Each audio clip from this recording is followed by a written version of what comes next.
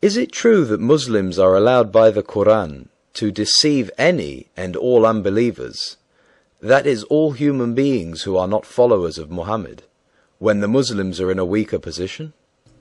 It was Muhammad who 1400 years ago unilaterally declared total war against all those who do not believe as he did, the unbelievers. He asserted repeatedly that the most important and fundamental art of war is deception. Hence taqiyya, after a passage from the Quran, is the Muhammadan Muslim doctrine and practice of self-protection, religious dissimulation, concealment, disguise, deception, subterfuge, whereby it is considered acceptable to conceal one's true beliefs and even identity in the face of perceived adversity. The above definition must be clearly explained. First, the concealment of one's beliefs does not mean an abandonment of these beliefs. The distinction between concealment and abandonment must be clearly understood. Second, the word beliefs and/or convictions does not necessarily mean religious beliefs and/or convictions only. Let us look at the taqiyya according to the Sunnis. Some Sunnis assert that al-taqiyya is an act of pure hypocrisy that serves to conceal the truth and reveal that which is the exact opposite of the truth. Furthermore, according to those Sunnis, al-taqiyya constitutes a lack of faith and trust in Allah, because the person who conceals his beliefs to spare himself from imminent danger is fearful of humans, when in fact he should be fearful of Allah only. As such, this person is a coward. Let us now look at Sunni sources in support of al-taqiyya. The following exposition will demonstrate the existence of al-taqiyya in the Quran, Hadith, Muhammad, as well as his companions' custom. As usual, Sunni books will be used to further the argument. This is in keeping with our commitment to reveal the truth by showing that the Sunnis reject the Shia arguments, while their own books are replete, full, with the same ideologies that the Shia uphold. It is in similitude of the pot calling the kettle black.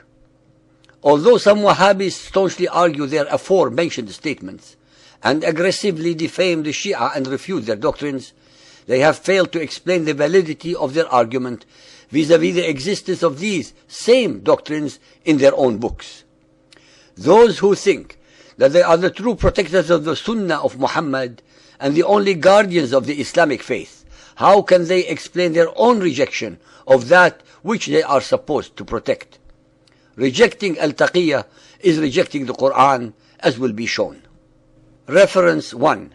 Jalal al-Din al-Suyuti in his book Al-Durr al-Manthur fil Tafsir al-Ma'thur narrates Ibn Abbas, who is the most renowned and trusted narrator of tradition in the sight of the Sunnis, regarding his opinion of al-taqiyya in the Quranic verse.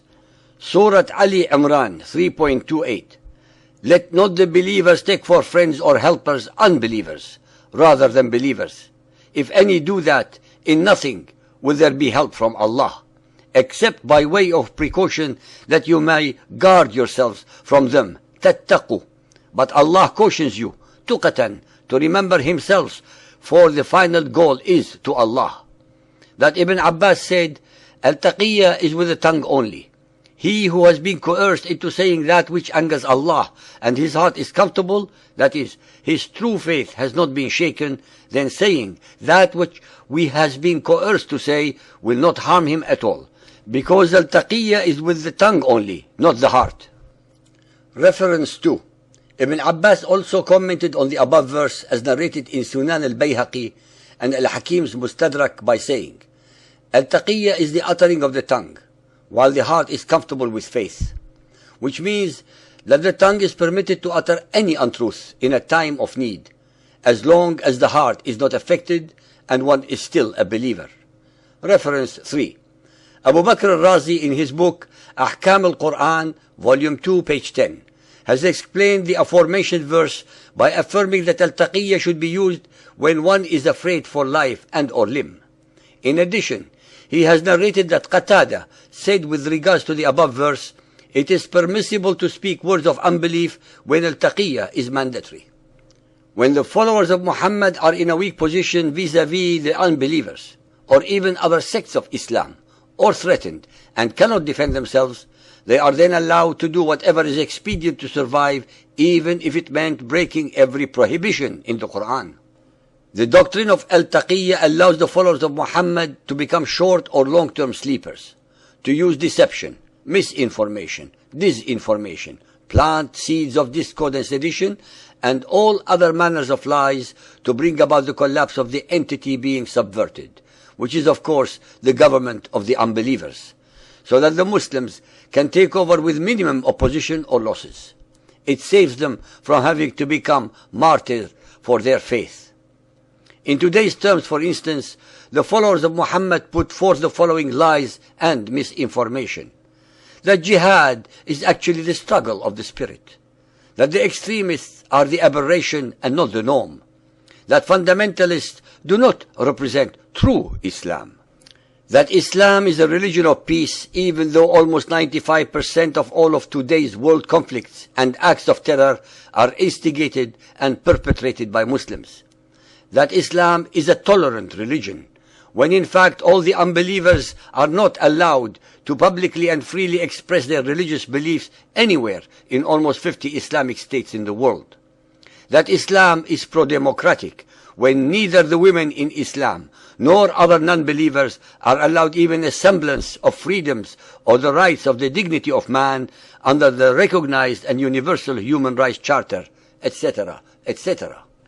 In the present day, just as they did in the past, fundamentalist Mohammedan Muslims use this theological loophole as a means of infiltration and subterfuge to absolve Muslim terrorists and members of suicide squads from looking like observant Muslims, so as to be able to blend among the populace of the nations they are targeting and not cause suspicion or attention to be paid to them.